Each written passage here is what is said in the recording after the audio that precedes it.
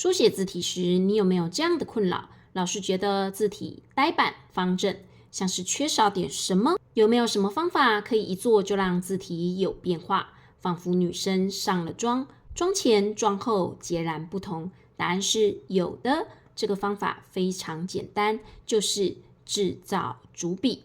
这集影片就要教你如何制造主笔。这部影片是目前 YouTube 频道中对主笔说明最详细的影片了。了解主笔，你可以像是打上聚光灯般，让字有了焦点，展现惊人的美姿效果。立刻点赞、收藏、乐推分享。错过，我想你应该也找不到更好的主笔说明影片咯。那我们就开始吧。首先说明什么是主笔。主笔就是拉长字体中的笔画，去制造字体书写时的焦点。这个方式可以很快速的提升字体的美感。一个字没有主笔绝对不行，这是你一定要学会的写字技能哦。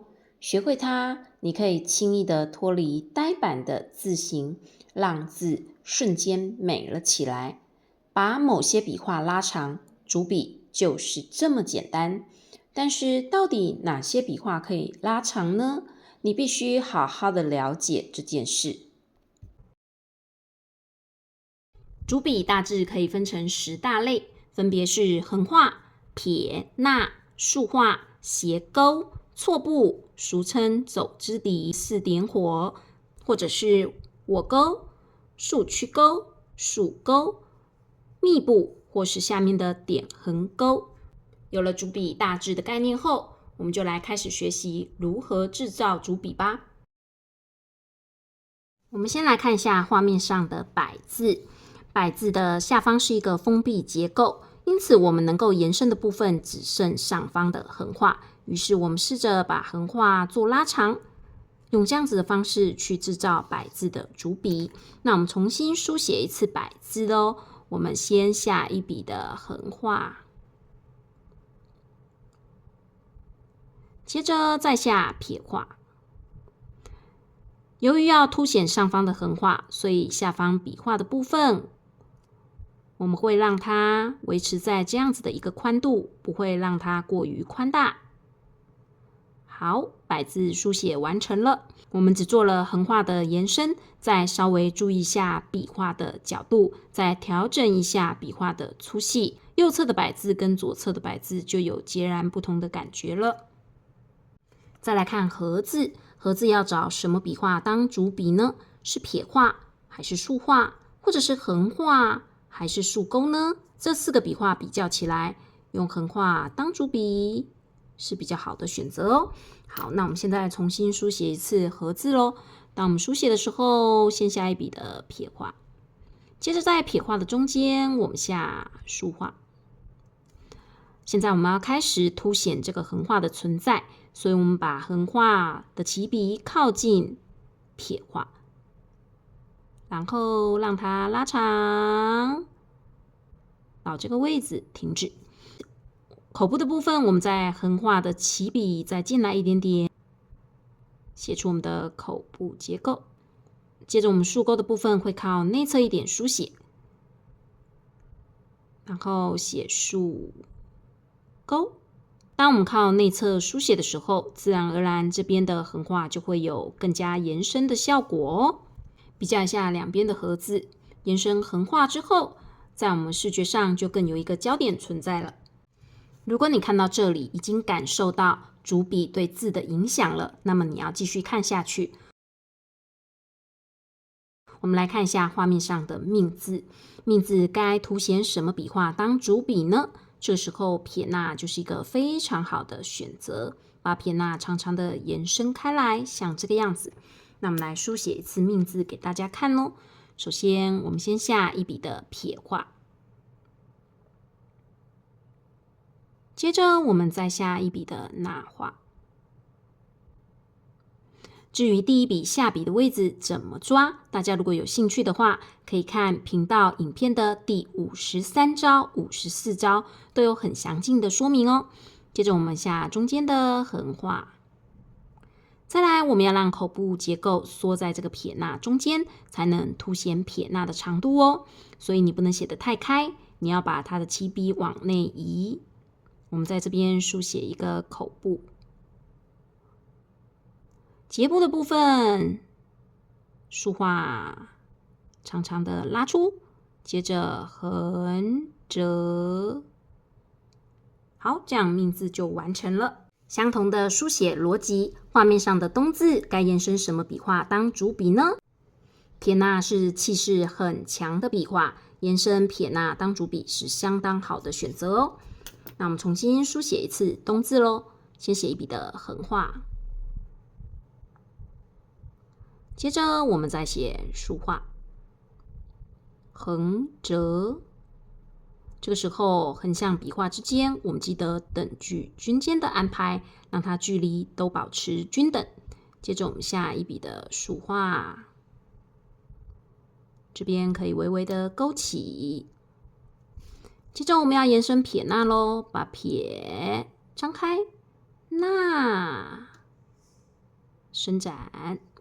在这里我们会制造一个像微笑曲线的感觉哦。让中间的竖画最低，两旁的撇捺稍高。看到这边，你有没有感觉到主笔真的是相当有意思的一个概念？那我们再来看画面上的中字咯，中字要延伸哪一笔画做主笔，应该相当的清楚，就是中间的竖画。那我们来书写一次，我们会先写第一笔竖画，接着写横折。接着呢，再写横画，在左右的部分略有一点对称的感觉。接着我们沿着纵线下竖画，这笔竖画可以跟着纵线走，并且上下做延伸。好，这竖画就是我们中字的主笔咯。那这个半字又该延伸什么笔画做主笔呢？如果延伸横画，那这个半字看起来左右有点宽大，那么显得上下腿就不够长，所以这个时候呢，我们半字的主笔可以放在竖画上面，这样半字看起来会比较高挑。所以我们重新书写一次，先写点画，再写撇画，接着一笔的横画，再下一笔的横画，稍微比上一笔横画长，但是长度方面要稍微控制，不要拉得太长。接着我们再下一笔的竖画，所以半字的主笔我们会放在竖画身上。如果你看到这边就想要把影片关掉，我会觉得相当可惜哦。因为当我们对一个概念有了解后，想要全面的掌握，就必须更深入的学习跟认识。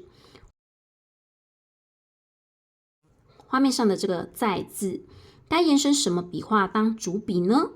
你可以选择延伸斜钩。那我们现在就来示范书写一下。在书写的时候，首先要注意一下左手边的部件有许多的横画组成，我们要尽量等距均间的安排。另外，在横画之间的距离也要稍微压缩，让它的高度不至于太高，才不会影响斜钩主笔的地位。好，那我们现在先下一笔的横画，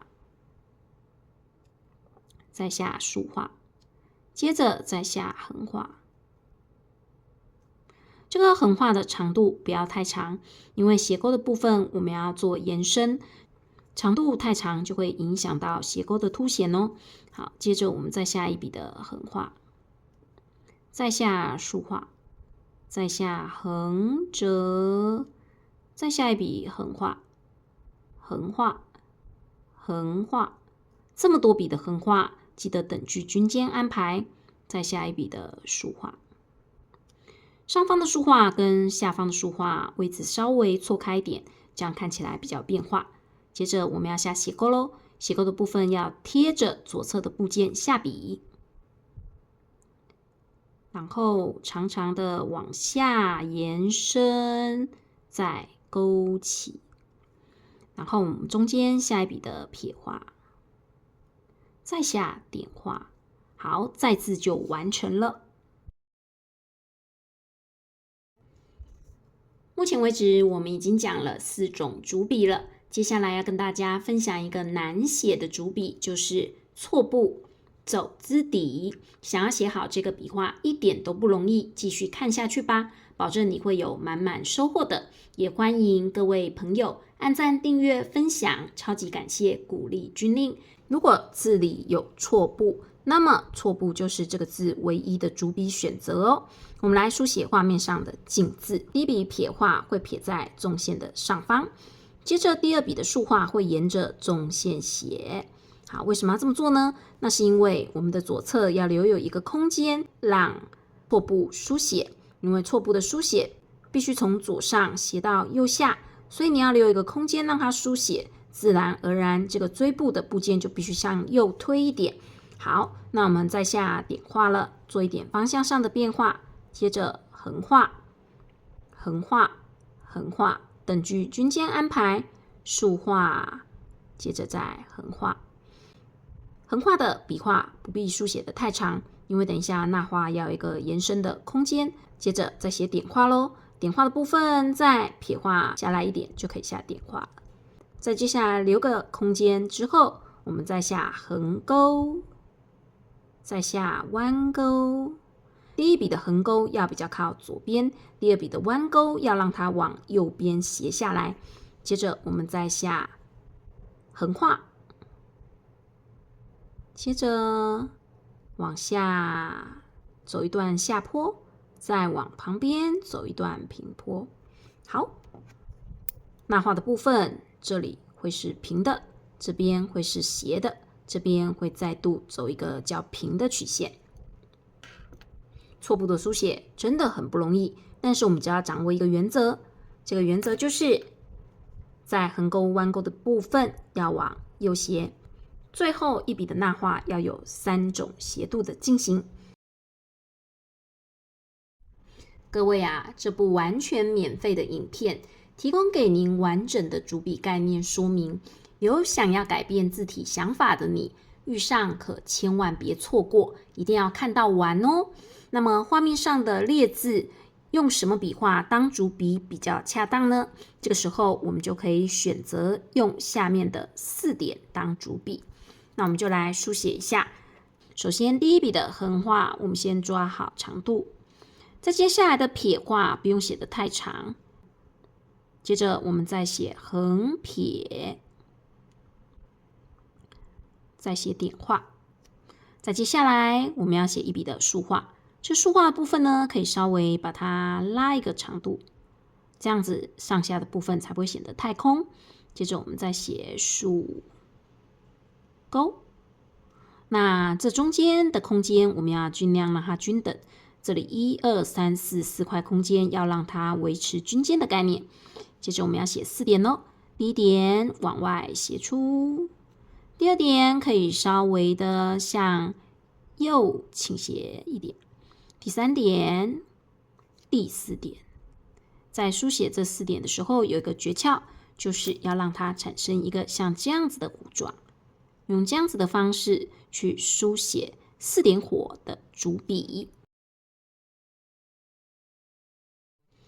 到目前为止，你已经看了好几个字体经过主笔跟架构的修饰后大幅改变的例子，你是不是也开始意识到主笔的重要性了呢？那我们再来看一下画面上的这个呼字咯，这个呼字要用什么部分做主笔呢？我们可以拉长这个握钩的部分，让它成为字里的主笔哦。好，那我们要怎么书写呢？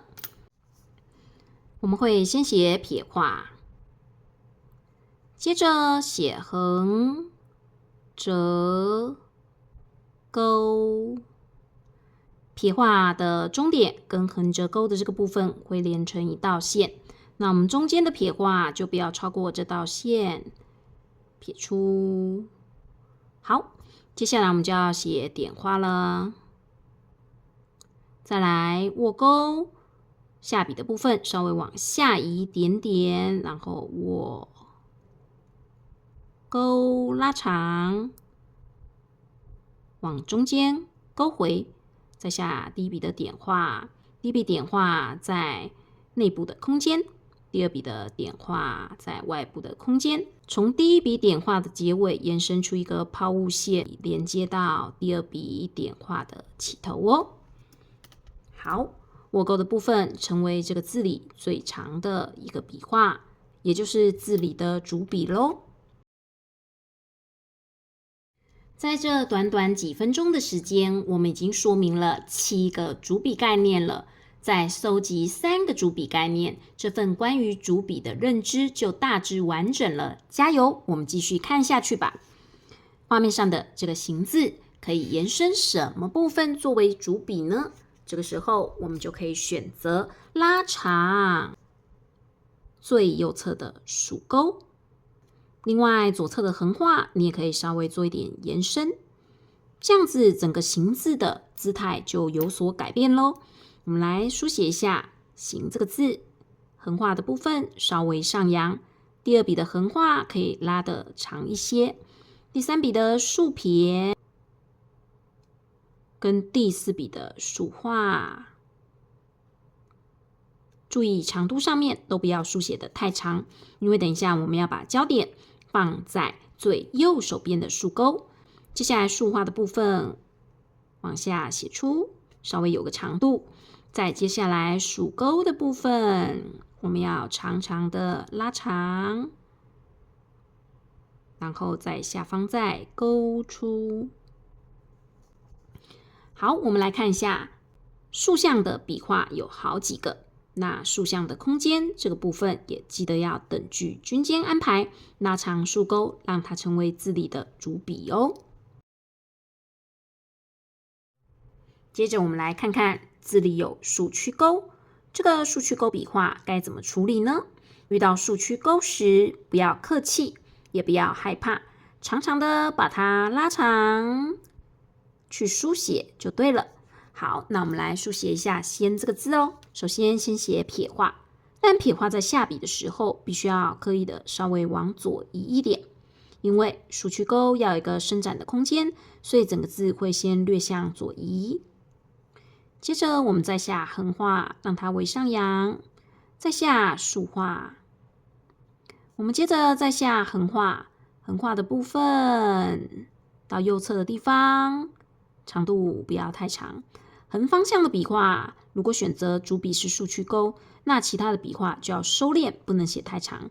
接着我们要写撇画咯，再来我们要写竖曲钩，让它长长延伸出去。好，这就是竖曲钩的主笔写法。还在观看着影片的观众，君令也要替你按个赞。我感受到你强烈想要改变字体的决心，我们一起努力吧。画面上的“一”字可以拉长什么部分作为主笔呢？我们可以拉长点横钩的部分，让它成为字里的主笔。下方的横画我们就稍微缩一点书写。我们先下第一笔的点画，接着再下竖画，再下横钩，接着再下一笔的竖画，横折。这个时候横向的笔画记得均间安排，那下方的横画不要太长，才不会去影响主笔的书写。这就是点横钩的部分。君令花了好大的力气，把主笔的概念做了一个完整的说明。我愿意花时间教你，但是你愿意学吗？如果你看到了最后，请你在留言栏处打下通往改变字体之路的通关密语，那就是我愿意学。别放弃一个让自己成长的机会，写下我愿意学，这是从心底发出的学习渴望，这是一股从心底生出的力量，帮助自己无论是在生活多忙碌的状况下，都能像挤牙膏般抽出零碎的时间让自己成长。成长的力量会回馈到你的工作和学业，让你生出自信，自在面对生活中的挑战哦。对了，如果你需要更有系统的硬笔教学课程，请参考留言栏或资讯栏处的连结，也可以透过下方的连结去下载免费的电子字帖。现在就开始走进字体改变之路吧。学习上如果有遇到什么困难，也欢迎在下方留言栏处和我一起讨论哦。那么我们今天的分享就到这边，下部影片见咯，拜拜。